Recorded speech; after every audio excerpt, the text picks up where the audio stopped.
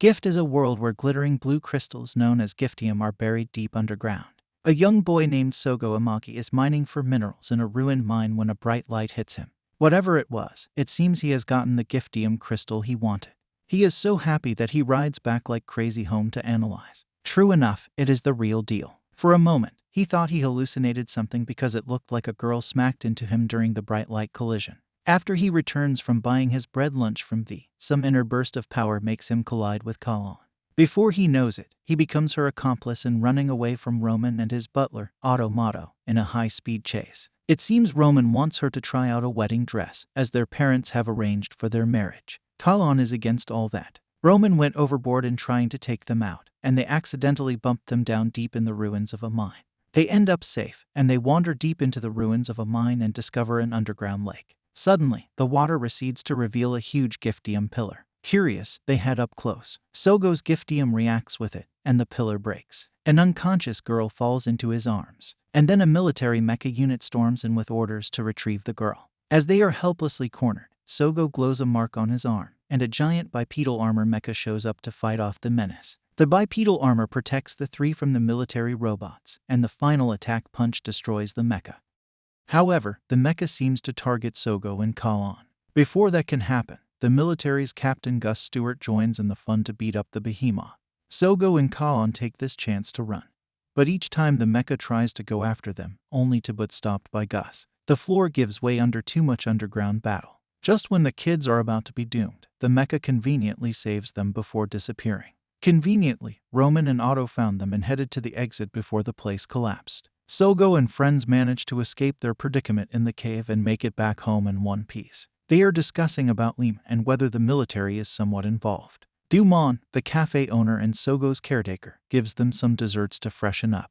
The smell of sweet dessert woke up the girl named Felia, and she mimics Kaan as she digs into this delicious pie. Roman suggests she stay with Sogo here along with Kaan while he sorts this out by asking his parents for advice. Meanwhile, Gus is called back to headquarters, and he has a new mecha. He sets the condition that he gets to choose his own team. So first up, he visits a prison housing a very secure prisoner, Pac. Well, the guards abused him, and somehow he could slip out of his chains and dodge bullets to kill all of them.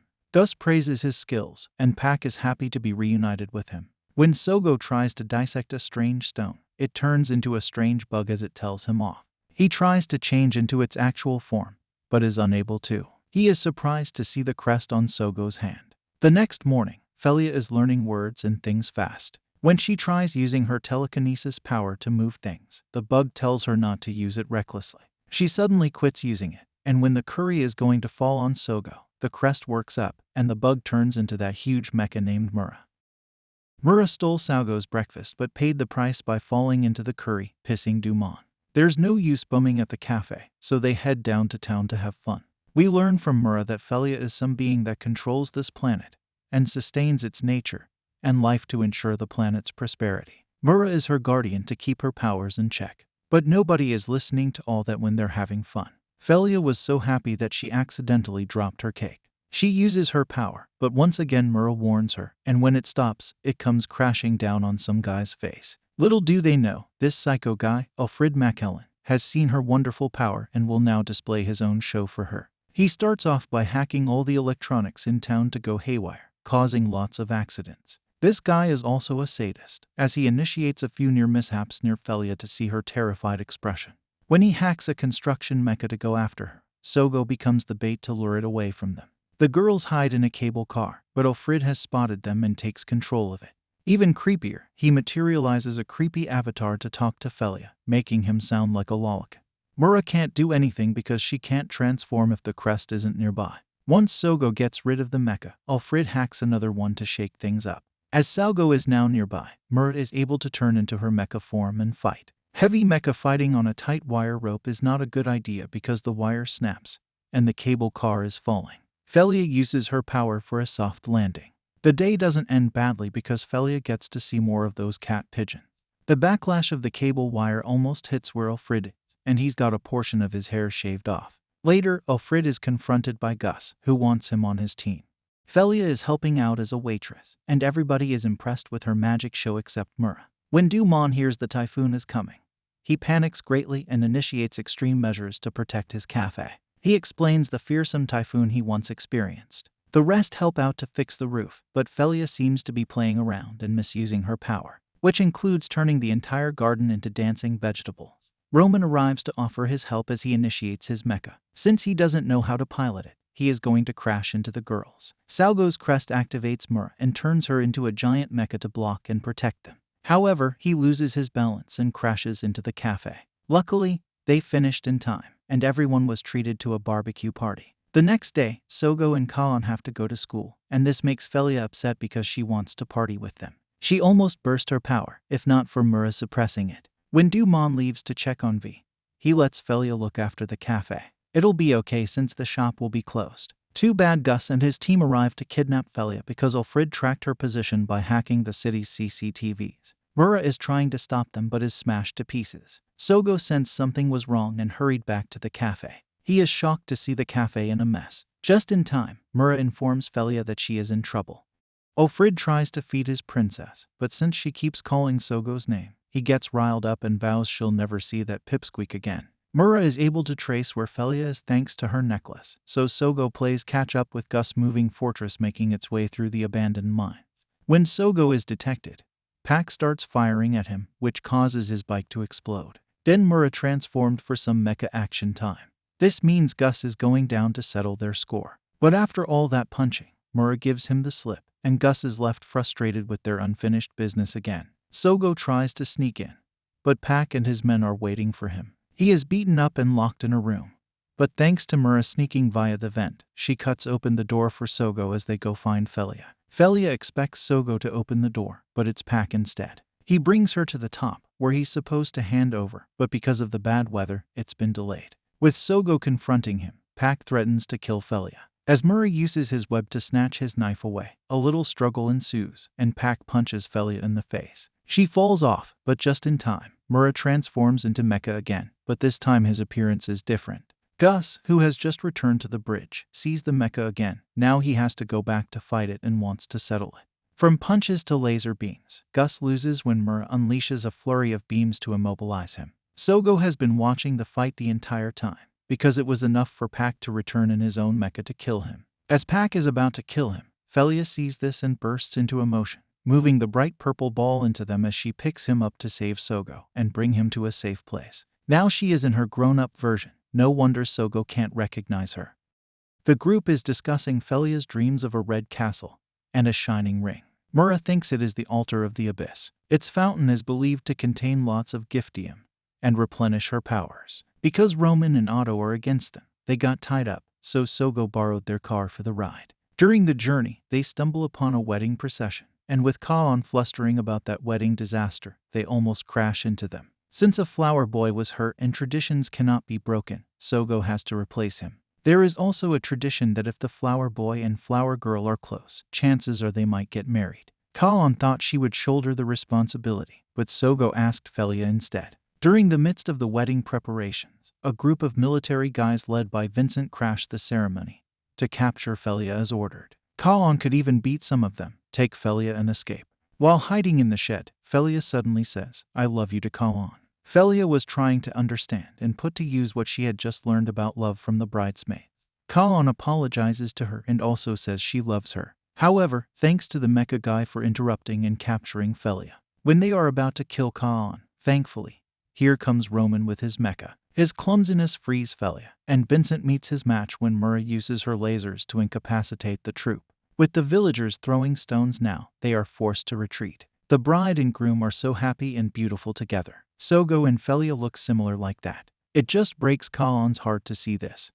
Flashbacks show that Dumont and Gus were partners and best friends during the war. The gang is on their way to the altar of Abyss when suddenly Mura gets a weird staff on his head, and he notes they're reaching the place. While taking a break, Felia thought she saw a glowing butterfly and a flash of something strange place. As they continue their journey, the engine bursts, and they decide to put up camp for the night. Roman thought he could show off his cooking, but he gets high eating mushrooms. Sogo fixes the engine late at night, and since Felia can't sleep, they talk. Again, she sees the glowing butterfly, and they follow it. They are ambushed by Pac, and with Mura summoned to the scene, he relishes this grudge fight. Gus wants to keep the action to himself, so he has Pac go after Felia instead while he tackles Mura. Roman is here to assist in letting them get away while he stalls Pac. But Sogo and Felia are cornered at the falls when Alfred inches closer in his spider mech. Call it bad luck, but Pac throws Roman and slams into Alfred. Fortunately, the collision causes Sogo and Felia to go down the waterfall, and Mura dives in after them. Meanwhile, V is asking Dumont why he'd open a cafe. A friend once told him he made good coffee. Unfortunately, she disappeared from this world to cover up a top-secret case. That's why he swore to protect Sogo and the legacy she left behind. Dumont points his gun at V and wants her to drop the act. Apparently, she is a spy agent who has been feeding Gus information about Sogo and Felia's whereabouts. Sogo and the others wake up at the bottom of the waterfall, but Felia and Mura are missing. They are amazed by this stunning place. They see Felia dancing while surrounded by glowing butterflies. When she remembers the dream, her body starts to glow, and a shining ring forms in the sky. Seeing the ring, they believe it leads to the altar of the abyss. The group discusses how they are going to get there, but Roman deduces via the river since it flows there. While the guys gather wood to make a raft, the girls try to force Mura to eat mushrooms. But their problems with food will be solved because there is a pot of curry in the middle of the bush. Dumont figured the kids needed to eat. While picking ingredients, he remembers that during his military service, Gulf Zone Boyle assigned him to protect Ina, Sogo's mom. Before the kids depart, Dumont tells Sogo to stop this and go back because he is dealing with the military and will die if he pursues this. But Sogo is stubborn and won't listen. He promised to protect Felia, and if he dies, it's his business, and Dumont has no business in this. This makes him mad, and he punches the little rebel. He lectures him about throwing his life away easily, and how protecting someone isn't as easy as he thinks. He thinks he wants that red crystal badly enough to risk his life. It is the same reason his mother died. Later, everyone camps for the night. Felia thinks deeply about how everyone loves in their own way. In more flashbacks from Dumont, when Ina's research finally reaches success by developing Lucifer, somebody stole it from her, and she put up a fight till the end to try and protect it. Unfortunately for Dumont, he was away on military duty, and when he heard what happened, he rushed back only to find her place in flames. The next thing you know, everyone is at her funeral. Dumont became a dark vigilante as he went to great lengths to find and kill the culprit. Mura, in her true female humanoid form, talks to Sogo about the seeds of life floating through space until they find a planet. Then an angel grows from it to nurture the planet. Felia is this planet's angel, and Mura is her fated servant. Meanwhile, Dumont confronts Gus to steal his past since he has business with the Bureau. To Gus, Dumont is still the greatest soldier, but Dumont considers that guy he knows dead in that operation.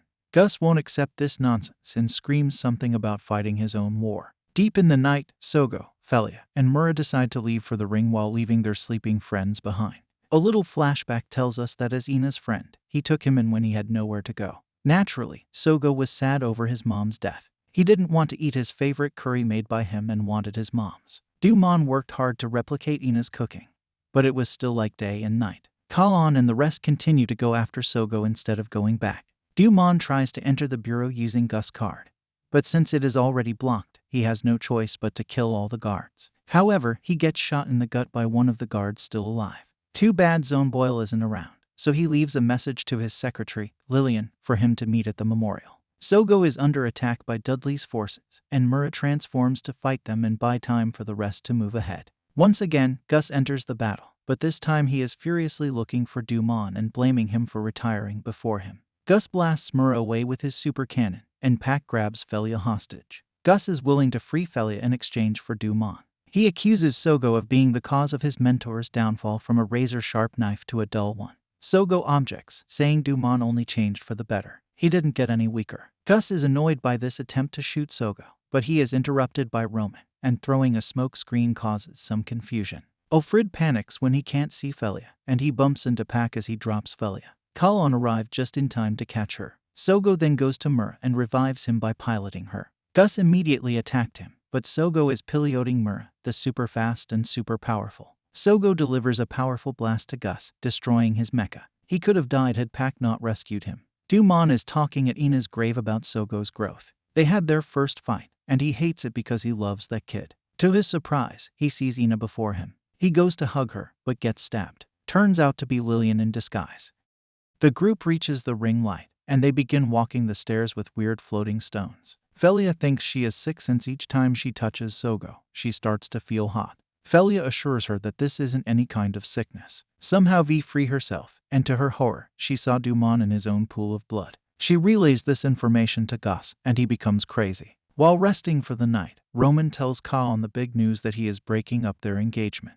Roman respects her feelings, but he still has affection for her. After everything is finished, he will restart and pursue her. Felia and Sogo appear to like wandering off by themselves. Sogo thanks everyone for everything. If not for Felia, he wouldn't be here. The next morning, arriving at the temple, where they believe the altar lies just behind this huge door, Felia conveniently falls through a trap door. She is trapped in the middle of some crystals that begin to activate and materialize a dark version of Mecha Mura, and it forces her to become its pilot. Sogo activates Muro to transform, and now the epic battle will begin.